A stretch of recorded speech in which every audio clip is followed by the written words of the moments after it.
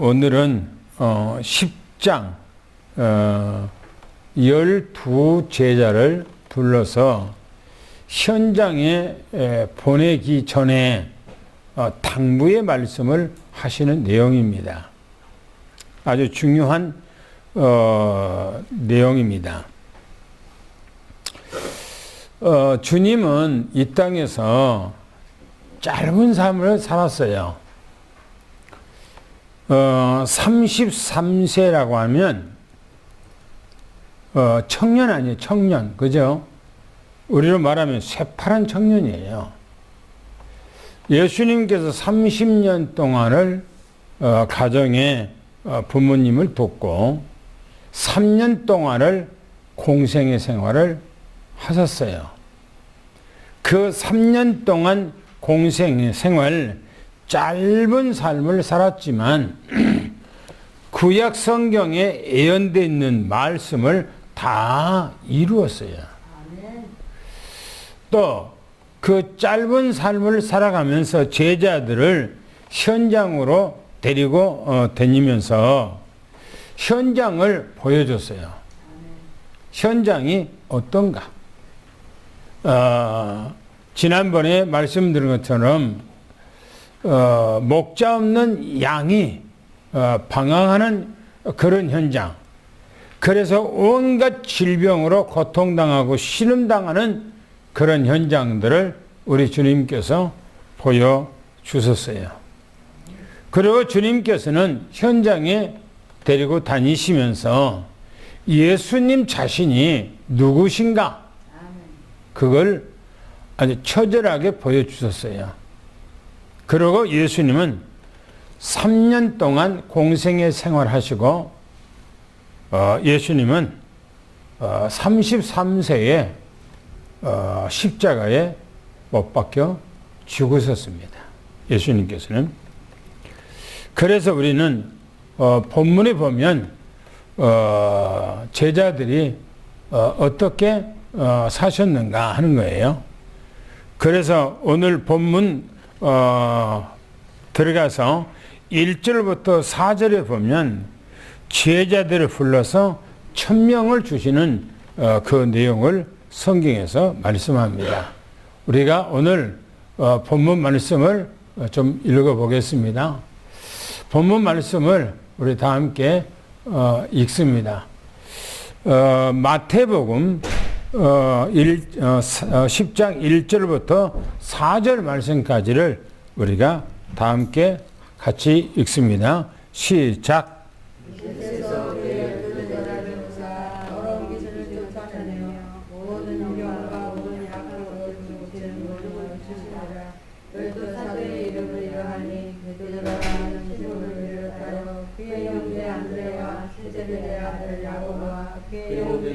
빌립과 바로메, 도마와 세리마테, 알페와 야고보와 다데오, 하나나인 시몬 및 가룟유다 곧 예수를 판자라. 예, 거기 보면 12제자가 나오죠. 1절에 보면 제자들에게 예수님이 천명을 주시는 그 내용을 성경에서 말씀하고 있습니다. 예수님께서 12를 택했다. 그렇게 성경에 말씀하고 있죠.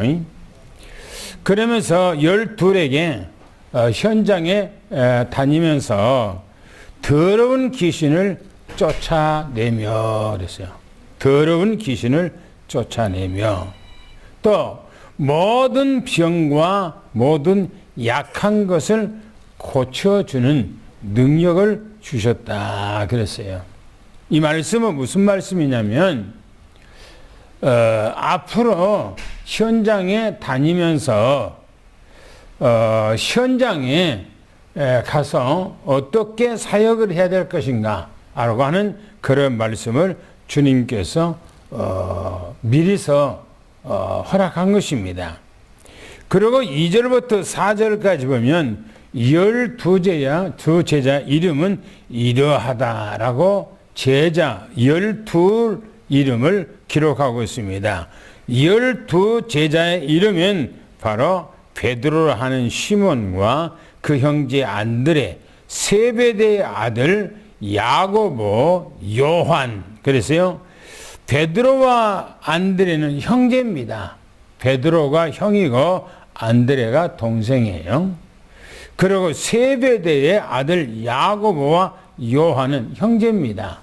야고보는 형이고 동생은 바로 요한입니다. 그리고 또 빌립이라고 하는 사람과 바돌로메, 또 도마, 우리가 도마 잘 알고 있죠. 또 세리 마태, 세리장이 우리가 9장에 보면 예수님께서 지나가시다가 세리장 마태를 택한 것을 성경에 기록합니다. 또 알페오 아들 야고보 그랬어요. 알페오의 아들 야고보. 또 다데오, 또 가나한 시몬, 또 예수님을 판 가론 유다더라 그렇게 말합니다. 12이 기록되고 있습니다. 주님은 이 제자들을 부르신 목적을 얘기하고 있어요. 예수님께서는 3년 공생에 살면서 많은 제자들을 부른 것이 아니고 딱 12제자만 불렀다고 하는 말씀입니다. 그런데 5절부터 11절까지 보면 예수님께서 이 제자들을 불러서 현장으로 보내기 전에 주님께서는 제자들에게 바로 당부의 말씀을 합니다. 자세, 다시 말하면 제자의 자세, 전도자의 자세라는 것을 말씀하고 있죠. 다 같이 한번 읽어볼까요? 뭐라 했는가? 시작.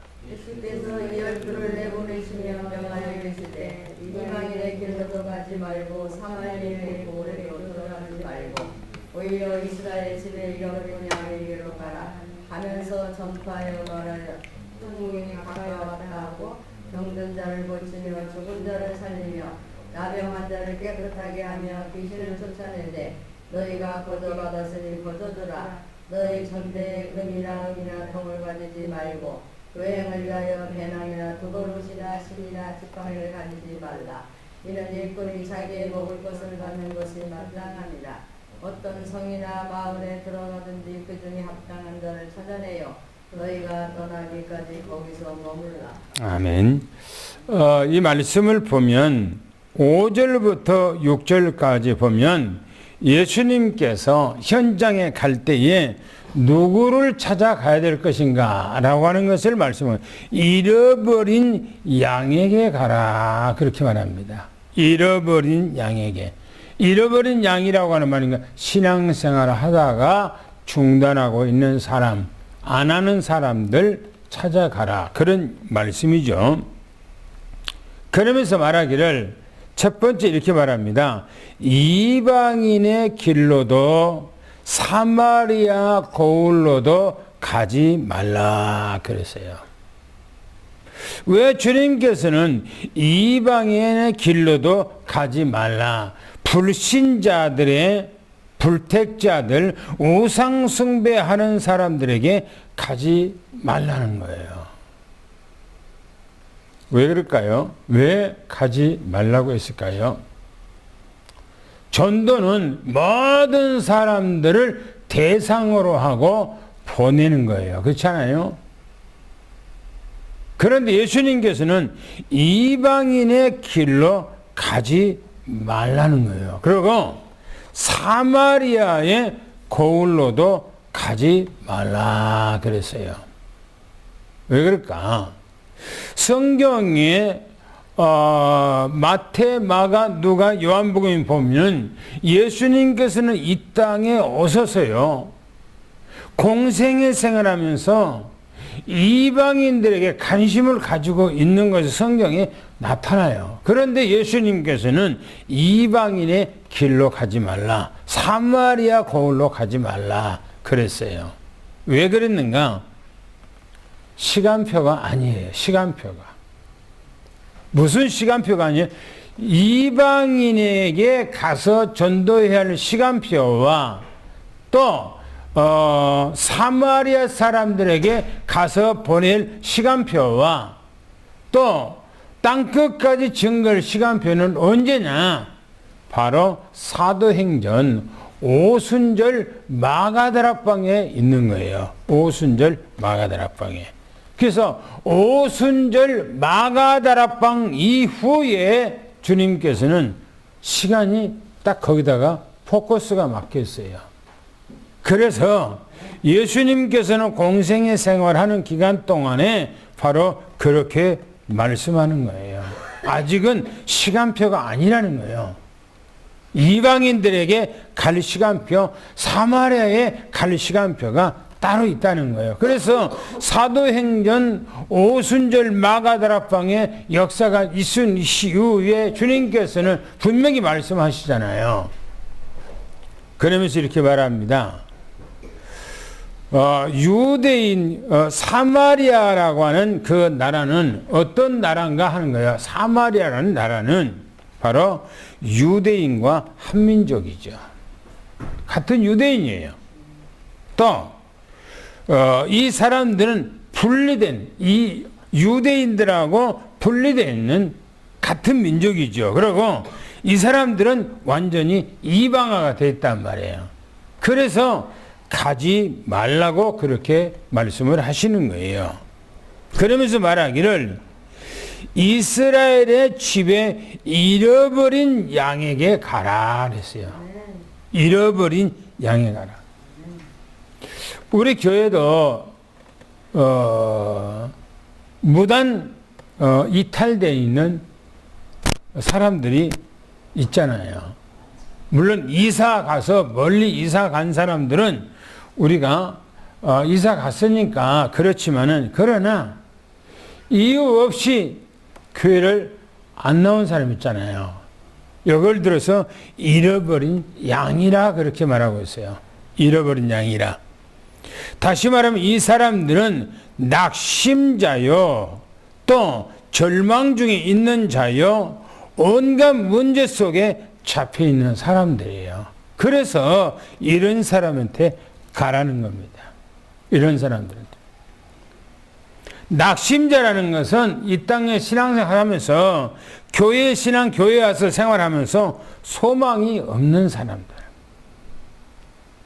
때로는 절망 중에 있는 사람들이 있어요. 뭔가가 해봐도 안 되고, 뭔가가 자기 노력하려고 해서 뭔가 힘쓰고 했는데 안 된단 말이에요. 그래서 절망 중에 있어요. 이 사람들. 찾아가라는 거예요. 또 온갖 문제 속에 있어요. 온갖 문제 속에. 그런데 문제는 예수 믿는다고 없는 거 아니잖아요. 문제가 있잖아요. 그 문제를 어떻게 극복하고, 어떻게 그것을 소화하고, 어떻게 그것을 넘어서 새로운 삶을 살아가야 되는데 거기까지 못 미치는 거예요. 그러니까 이런 사람한테 찾아가라고 주님께서는 말씀하고 있는 거예요. 또한 7절부터 8절에 보면은 복음은 온전하게 한 거예요. 찾아가서 뭘 해야 될 것인가. 복음은 찾아가서 복음을 온전케 하는데 어떻게 하는가. 가면서 전파하여 말하기를. 전도 내용이죠. 복음의 내용이죠. 뭐랍니까? 천국이 가까웠다. 천국이 가까웠다. 천국이 가까웠다고 하는 말은 바로 예수 그리스도를 증거해야 된다 이 말 아닙니까? 예수 그리스도 때문에 우리가 신앙생활을 어떻게 해야 될 것인가를 바르게 알려주는 것이 너무너무나 중요하지요. 대부분은 신앙생활 하는데 힘들잖아요.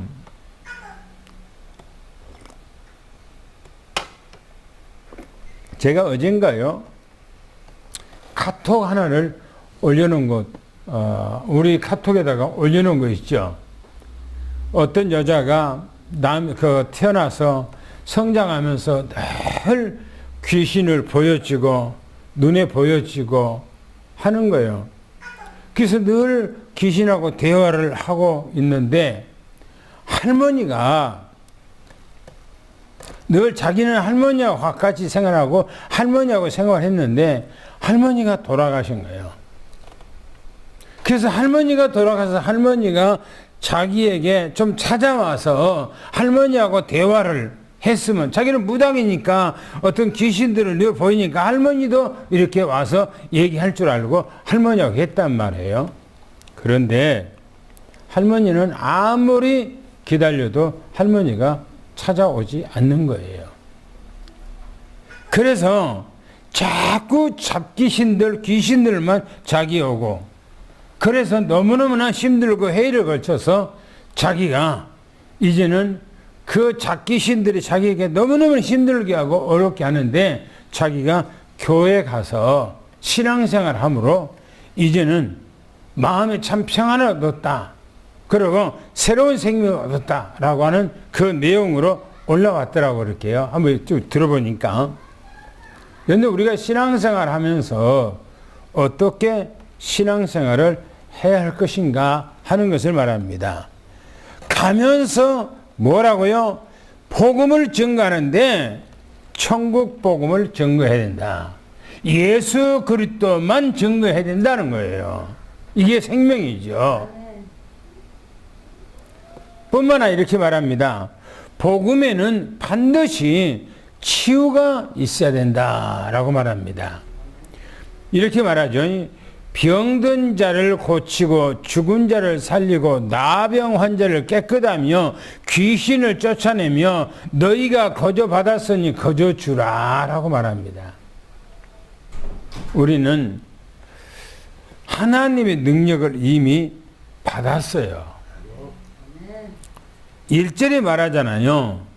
12를 택해서 귀신을 쫓아내고 모든 병든 것과 모든 약한 것을 고쳐주는 능력을 주었다 그랬잖아요. 우리는 이미 주님께서 우리를 택할 때에 이 병을 치료할 수 있는 능력을 주셨다는 것을 미리 축원합니다. 할렐루야. 믿어야 돼요. 믿어야 돼요. 또 9절부터 11절까지 보면 이렇게 말씀을 하고 있죠. 전도자는 온전히 주님을 믿어야 된다는 거예요. 어떻게요? 온전히 100% 믿어버려야 된대요. 우리가 그렇게 믿고 있는가 했을 때는 좀 아이러니하죠. 성경이 이렇게 말합니다. 전도자는 현장에 갔을 때에 전대나 금이나 은이나 동을 가지지 말라 그랬어요. 전대는 뭡니까? 전대는 돈주머니예요. 돈주머니. 지갑이죠. 지갑에다가 내가 현장에 가는데 지갑에다가 돈 두둑하게 내가 가지고 몇 날 며칠 동안 먹고 생활하는데 내가 돈 없으면 어떻게 하나라고 하는 그런 생각을 버리라는 거예요. 오늘날에는 이거하고 조금 거리가, 주님의 말씀하고는 거리가 상당히 먼 그런 생활을 하죠. 오늘날의 목회자도 마찬가지예요. 그래서 목회자도 은퇴를 하면은 먹을 것, 마실 것, 입을 것 자기가 죽을 때까지 평생 동안 평안하게 쓰고 생활할 것을 다 준비를 해놓지요. 또 그것을 위해서 목회자들이 힘써요. 그런데 성경에는 뭐라면 전대를 가지지 말라 이렇게 말해요. 전대. 돈주머니를 차지 말라 그 말이에요. 돈주머니를. 보세요. 금이나 그랬어요. 돈에 대해서 신경 쓰지 말라. 은에 대해서, 은이나 돈이, 금이나 은이나 이 말은 돈에 대해서 신경 쓰지 말라 그 말이에요. 현장에 다 있다는 거예요. 현장에. 먹을 것도 있고 잘 것도 있고 술 것도 다 있다는 거예요. 한번 생각해 보세요. 사도 바울이 전도하러 다닐 때에, 초대교회 성도들이 현장에 전도하러 다닐 때에 먹는 거 가지고 준비하고 다녔을까요? 아니에요. 그냥 빈손 들고 가는 거예요. 무작정 가는 거예요. 그러면 가다 보면 힘들고 어려울 때도 없지 않겠어요? 그러니까 사도행전 13장에 가보면 사도 바울과 바나바가 전도하러 가는데 마가 요한을 데리고 갔어요. 마가 요한을. 얼마나 전도하러 가서 힘들고 어렵던지 마가 요한은 도망쳐버렸다 그렇게 했어요. 성경에 도망쳐버렸어요. 왜요? 아니 끼니 때마다 집에 가 있으면은 끼니 때마다 밥을 먹고 자기가 원하는 대로 하고 그럴 거 아니겠어요? 그러나 전도 현장에 가면은 누가 밥 주려고 대기하고 있습니까? 아니잖아요. 그러면 끼니 때가는 그 끼니를 건널 때가 한두 번이 아니겠지요. 그러니까 사도 바울과 이 바나바는 그걸 이미 각오를 했어. 그래서 뭐 끼니 건너뛰는 거 뭐 상관하지 않고 전도로 다닌단 말이에요. 그래서 또 어디 가서 이제 물 한 컵 주면 먹고 또 이제 뭔가 과일 주면 먹고 한단 말이에요. 근데 이런 생활이 마가 요한에게는 너무너무 힘든 거예요. 그러니까 성경에 사도행전 13절이니까 마가 요한은 도망가서 예루살렘으로 가버렸더라 그렇게 성경이 말하고 있어요. 힘들었어. 또 뭐라고 그렇게 하면은 동을 가지지 말라 그랬어요. 동. 그러니까 내가 신앙생활 하면서 앞으로 전도 생활 하면서 어떤 생활을 할 건가 아무런 염려할 필요가 없다는 거야. 그러면서 말하기를 두 번째 말하기를 이렇게 하면 여행을 이유하여 전도 현장에 갈 때에 그만요. 배낭이나 두벌옷이나 또 신이나 지팡이를 가지지 말고 일꾼은 자기 먹을 것을 이미 받은 것이 마땅하니라 이렇게 말합니다. 쉽게 말하면 제가 이제 계족산에 아침에 이제 가거든요. 가면은 아침에 올라가는 사람은 그냥 얼른 갔다가 내려오기 위해서 그냥 지팡이 하나만 가지고 스틱 하나만 가지고 그냥 올라가요. 그런데 내려다 보면은 사람들이 배낭에다가 뭔가를 가득 집어넣어 갖고 올라가요. 뭐 하겠다는 거예요? 가다가 이제 쉬면 이제 먹기도 하고 쉬었다 가기도 하고 해서 이제 자기 시간을 많이 그 등산에다가 필요하게 하죠. 잠깐 한나절 잠깐 갔다 오는데도 배낭에다가 여러 가지 것들을 담아갖고 올라가는 거예요. 그런데 전도자가 그냥 한두 시간 하고 오는 것이 아니고 맨날 며칠 동안을 때로는 한 달 동안 두 달 동안을 전도하러 가는 사람이 아무것도 준비도 하지 않고 그냥 지팡이 하나만 딱 가지고 전도 나간다. 얼마나 힘들겠어요. 저는 그 티베트에서 살고 있는 사람들이 삼보 일배를 하는 것을 그렇게 좀 이게 유튜브 보면 볼 때가 있어요. 그러면 자기 앞에다가 뭐냐면 앞에 이 자기 몸 앞에다는 가죽이나 아니면 고무로 돼 있는 앞치마 같은 것을 딱 둘렀어요. 그리고 손바닥에다는 뭡니까? 우리 옛날에 보면은 게다. 나무로 이제 깎아갖고 고무로 이제 딱 씌워서 쫙 밀게 돼 있어요. 세보로 걷고 쫙 밀고 가는 거예요. 또 일어나서 세보 걷고 쫙 밀고 가는 거예요. 이게 이 사람들은 맨날 며칠이 아니고 몇 달을 거쳐서 1년을 거쳐서 그렇게 가는 거예요. 그러면 그렇게 가는 사람의 보면은 옆에 보면 따라붙은 사람이 있어요. 니아까를 가지고 따라붙고 때로는 그렇게 가는 사람이 있으면 어떤 사람들은 뭐 돈도 주고 막 그러더라고요. 연대 생각해 보세요. 전도가 우리가 할 때 그냥 한낮에 우리는 때로 전도 간다, 캠프 한다 그러면은 한두 시간만 딱 하고 이렇게 오잖아요. 그런데 여기서 말하는 예수님께서 말하는 이 전도 현장으로 보냈을 때에 맨날 며칠을 가는 거예요. 맨날 며칠. 우리가 만약에 전도한다면은 충청도 전 지역을 이렇게 걸어다니면서 마을마다 가는데 충청남도로 걷는다 하면은 한두 달 이상 걸리겠죠. 그러면 분명히 대책을 세우고 가겠지요. 그런데 예수님께서는 배낭도 가지지 말래요. 배낭에다가 먹을 거 갖다가 뭐 여러 가지 쌓고 하지 말아요. 그냥 가래요. 그리고 두벌 옷도 가지지 말아요. 두벌 옷도. 한번 생각해 보세요.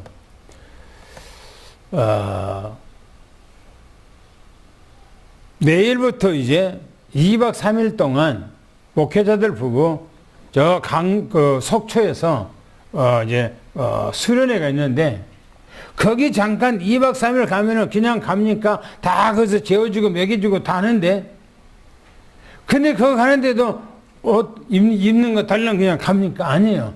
옷도 거기다가 두 벌 정도 싸고 거기다가 또 뭐 여러 가지 거 먹을 것도 싸고 자기 것도 씻을 것도 싸고 다 준비를 하죠. 저도 미리서 준비해놨어요. 미리서 준비해놨어. 가면은 약 같은 것도 미리서 딱 챙겨놓고 다 준비를 해놨어요. 근데 예수님께서는 두 벌 옷도 가지지 말아요. 왜요? 신경 써요. 그죠? 신경 써요. 그리고 신이나 지금 신고 있는 신발 외에는 가지지 말아요. 신발 가지지 말아요. 그냥 자기가 신고 있는 거 그대로 가라는 거야. 빈손 쥐고 그냥 지팡이 하나만 들고 그래서 지팡이도 가지면 지팡이 여벌로도 가지지 마라 이 말이에요.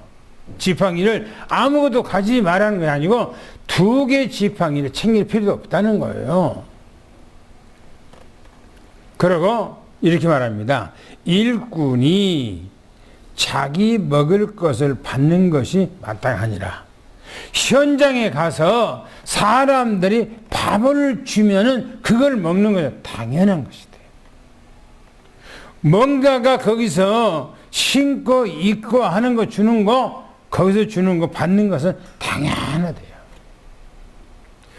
우리나라 사람들하고는 조금 뭔가가 틀리더라고요. 우크라이나에 있는 사람들하고 같이 이스라엘에 갔어요. 근데 이스라엘에 갔는데 이스라엘에 그 안드레라고 하는 그 집사 집에 가서 생활을 하잖아요. 나는 정문식 선교사가 갔기 때문에 그 호텔 방에서 이제 우리는 생활하는데 우크라이나의 남자들 목사 장로 그렇게 한 3사람 정도 그렇게 갔는데 안드레라고 하는 집에 가서 같이 생활하는 거예요. 거기서. 그런데 오랫동안 알고 있는 사람이 아니에요. 그 사람들이. 그런데 가서요. 뭐 자연스럽게 자기 집에서 뭐 꺼내 먹는 것처럼 냉장고에서 막 꺼내 먹고 울통 먹고 막 뭐 생활하고 한 집에서 막 그렇게 하는 거야. 아, 이 사람들의 문화가 그런가 보구나. 우리하고 틀리구나. 우리는 다른 사람 집에 가면은 얼마나 좀 어색하고 또 옷 벗는 것도 좀 어색하고 그잖아요. 근데 그 사람들은 그 부인도 있는데 옷 헐렁 그냥 울덩헐덩 벗고 막 씻으러 가고 막 하고 하는 거예요. 그러고 밥 있는데 자기 집에서 밥 먹는 것처럼 막 갖다가 먹고 막 타 먹고 막 하는 거예요. 자연스럽게. 문화가 틀려요. 우리는 얌전하고 우리 애가 있고 그잖아요. 그러니까 그런 것을 못 하는 거예요. 근데 그 사람들은 그걸 그냥 쉽게 하는 거예요. 쉽게 평안하게 하는 거예요. 평안하게. 보세요. 여기서 말했을 때에 전도자들이 현장에 갔었을 때에 지금 전도자들이 그 어떤 집에 들어갔는데 그 집에서 자연스럽게 하는 거예요. 자연스럽게. 그게 중동에 있는 문화, 유럽 문화, 그것이 다르다. 우리 동양 문화하고는 좀 다르다 하는 것을 보게 됩니다. 그래서 전도자는 현장에 갔었을 때 어떻게 해야 될까? 예수님께서 12제자를 택하고 그 제자들을 부르면서 잃어버린 양에게로 가라면서 전도자는 온전히 하나님을 믿고 가는데 너희들이 어떤 것을 의지하지 말고 오직 주님만 의지하고 현장에 가라. 지금 그렇게 말씀하고 있는 거예요. 우리도 신앙생활 하면서 주님을 온전히 믿는 그런 믿음을 가져야 돼요. 할렐루야. 온전히 믿는. 때로는 우리는 그렇게 안 믿잖아요. 어떻게 자기 계획과 자기 어떤 스케줄과 자기 그거 있는데 그거 다 놓고 그냥 믿음이다 라고 그냥 대책도 없이 갑니까? 그래서 보세요. 12절부터 15절까지 바로 복음은 생명인 것을 얘기를 하고 있어요. 가서 무엇을 어떻게 증거해야 될 것인가를 말씀하고 있습니다. 12절, 15절 한번 읽어보겠습니다. 시작.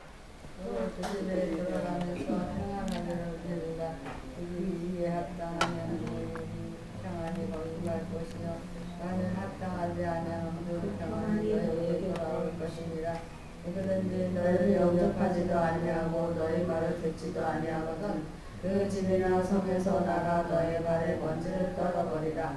내가 진실로 너희에게 이르노니 심판 날에 소돔과 고모라라니 그 성도나 견디기 쉬우리라. 복음을 받는 사람하고 안 받는 사람하고 결론적 차이가 엄청난 거예요. 오늘 본문에 보면 이렇게 말합니다. 12절, 14절에 보면 복음을 받는 자와 복음을 거부하는 자의 차이예요. 집에 들어가면서 전도자가 현장에 가서 집에 들어가면서 복음을 증거한 거예요. 평안을 빌라. 그 말은 복음을 빌라는 거예요. 그리고 그 집에 합당하면 그 말은 그 합당하는 거예요. 오히려 복음을 증거했는데 그 집에 있는 사람들이 기뻐하며 그 전도자들을 그 집으로 바로 받아들이면 지금 그런 얘기예요. 여기서 얘기가 너희가 빈 평안이 거기 임할 것이요. 너희가 증거했던 그 복음의 생명의 빛이 그 집안에 머물 것이요. 지금 그런 얘기예요. 여기서요. 그러니까 전도자가 가서 복음을 증거한 것은 바로 생명의 빛을 증거한 거예요. 그래서 복음을 증거할 때 그 사람들이 전도자를 기쁜 마음으로 자기 집에 영접하면 그 복음의 생명의 빛이 그 가정에 머물고 어둠을 쫓아낼 것이라. 지금 그런 얘기입니다. 그런데요, 이렇게 말합니다. 만일 합당치 않으냐면, 그러세요. 이 말은 전도자가 가서 평안의 복음을 증거할 때에 복음을 거부한 거예요. 안 믿어요. 나가세요. 라고 한다든지 욕을 한다든지 소금을 막 견진다든지 그러면 그 말이에요. 복음의 빛이 그 집안에 머물지 않는다. 이렇게 말해요. 복음의 빛이 그 가정에 머물지 않는다. 전도자가 복음을 증거했는데 복음을 받아들이지 않으면은 그 사람에게 들어가지 않는다는 거예요. 여러분들이 복음을 증거할 때요, 아는 사람들이 복음을 증거하잖아요. 그러면 복음을 증거했는데 그 사람들이 거부를 한 거예요. 그러면 그 사람들에게 그 복음이 들어가는 거 아니잖아요. 제가 몇 번 얘기했잖아요. 대전에 복합터미널 건너편에 항시 매일처럼 여호와의 증인들이 서 있어요. 둘이가. 그러고 계속해서 1시간씩 노테이션으로 그 교대를 해요. 피곤하니까 그러겠죠. 그래서 제가 가서 지난주에도 제가 월요일 날인가요? 아니 화요일 날, 수요일 날인가요? 가서 복음을 증거했어요. 복음을 증거하니까 그 사람들에게 쭉 복음을 증거하니까 겁을 하는 거예요. 겁을 하는 거예요. 연히 그 여호와의 증인들은 성경을 오역되게 제가 이렇게 얘기했거든 하니까 자기도 성경 핸드폰에 있는 성경을 자기한테 나한테 펴서 이렇게 보여줘요. 그런데 우리가 성경에 번역해 있는 성경하고 그 사람들이 가지고 있는 거하고 틀리더라고요. 내용이 틀려요. 그래서 내가 우리 성경하고 틀리네 라고 얘기하니까 아무 말 안 하더라고요. 뭐냐? 여호와라고 하는 것은 바로 예수님이 여호와다. 그래서 여호와의 증인은 누구를 증거해야 되냐? 예수 그리스도를 증거한 것이 성경적이다 라고 말했는데도 이해를 못한 거예요. 우리는 우리가 믿는 거 우리는 이렇게 할 테니까 당신들이 믿는 것은 당신들이 가서 당신대로 하세요 라고 얘기하는 거예요. 뭐요? 성경에는 분명히 얘기합니다. 예수 그리스도를 알지 못하고는 여호와 하나님을 알 수가 없다고 그랬어요.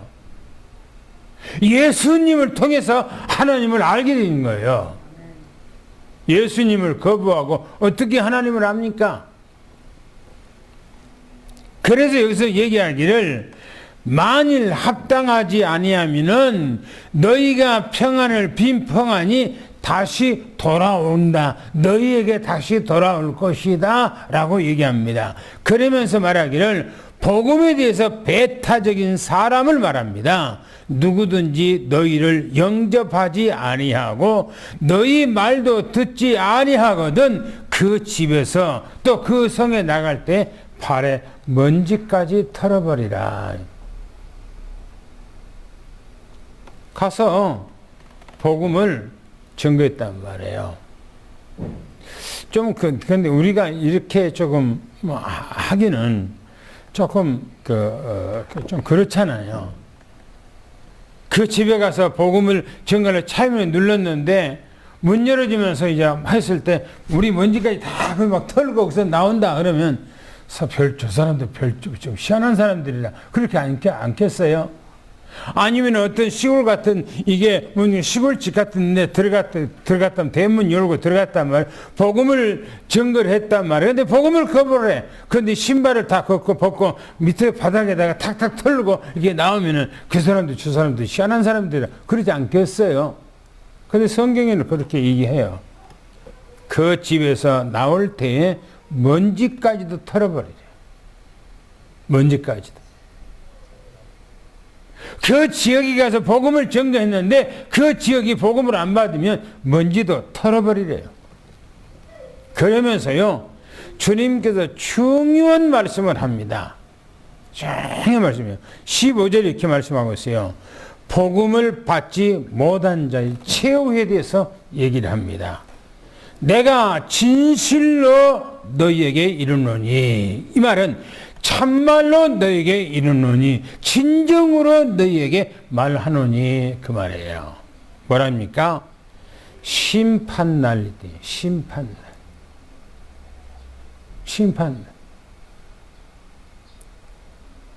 한번 생각해 보세요.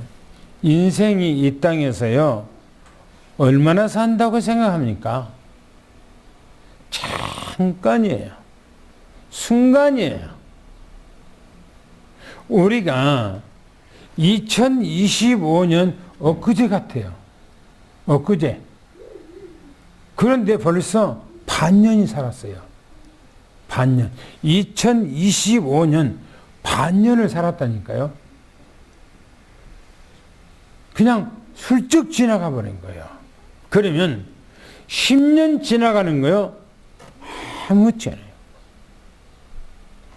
저는 길에 지나가다가 어떤 할아버지가 걷지도 못하고 지팡이 안 들고 그냥 꾸쩍 꾸쩍 꾸쩍 이렇게 하거든요. 저는 유심히 봐요. 내가 앞으로 10년 조금 지나면은 저 모양으로 될 수도 있겠다.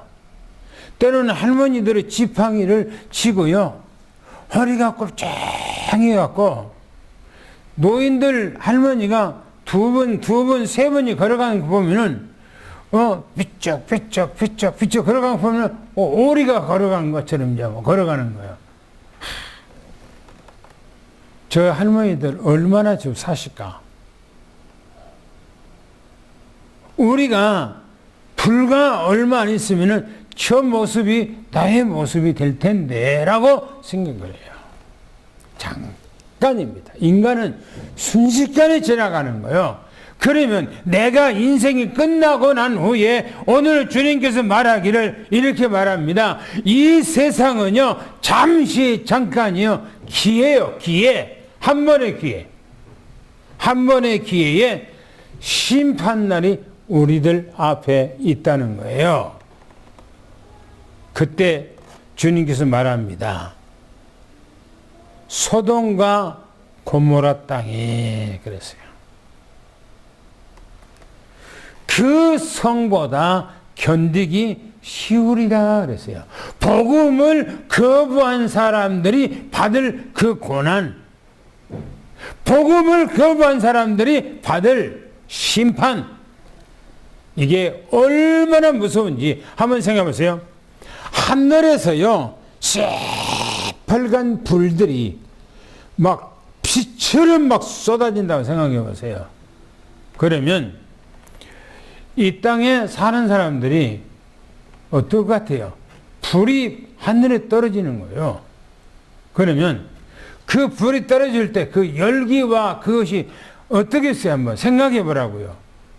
중국에 15일 전에 하늘에서 계란보다 더 큰 우박들이 어마어마하게 막 쏟아진 거예요. 그리고 바람의 속도가 130km에 1초에 130km 갈 정도로 그냥 세게 부는 거예요. 그 우박에 맞은 모든 것들은 다 깨져버리는 거예요. 다. 그걸 보고도요, 중국 사람들은 무서워서 난리 난 거예요. 무서워서. 그런데 하늘에서 불이 떨어진다고 생각하세요. 성경에 소돔과 고모라 상에는 하늘에서 불이 내려왔어요. 그리고 그 땅을 전부 다 뒤집었어요. 그래서 그 지역이 생긴 것이 사해바다예요. 사해바다. 그래서 주님께 말하기를 복음을 거부한 사람들은 마지막 때에 소돔과 고모라보다 오히려 더 혹독한 심판이 있다고 그렇게 말해요. 그러니까 복음을 거부한 것이 얼마나 큰 죄인지 몰라요. 여러분도 한번 생각해 보세요. 이 땅에서 큰 죄가 뭐가 큰 죄입니까? 뭐가 큰 죄예요? 물론 거짓말한 것도 큰 죄요. 남의 것도 횡령한 것도 큰 죄요. 윤리와 도덕적으로 바르게 살지 못한 것도 큰 죄요. 그러나 이 세상의 모든 죄는 다 용서받을 수 있어요. 그러나 복음을 거부한 것은 용서가 안 된대요. 성경에서 얘기하기를 가장 큰 죄가 복음을 거부한 거예요. 예수 그리스도를 거부한 거예요. 오늘 우리는 제자들을 예수님께서 부르시면서 그들에게 현장을 귀신을 쫓아내는 능력과 또 병과 약한 것을 고쳐주는 능력을 주시면서 잃어버린 양에게 가라 하면서 가서 너희들은 어떻게 사역해야 될 것인가를 말하면서 만약에 복음을 받지 않는 사람이 있다면은 그 사람에 대해서는 아예 먼지까지도 털어버리라 라고 말씀합니다. 그래서 우리는요, 예수 믿는 것은 자부심을 갖고 자긍심을 가져야 돼요. 할렐루야. 복음을 전거했는데요, 안 받는 쪽팔릴 필요가 없어요. 안 받으면 그냥 딱 돌아서 그냥 와버린 거예요. 뭐 아이고 사정하면서 막 그 사람들한테 막 얘기할 필요가 없어. 오늘 우리는 예수 안에서 큰 은혜와 축복이 임하기를 예수로 축원합니다. 할렐루야.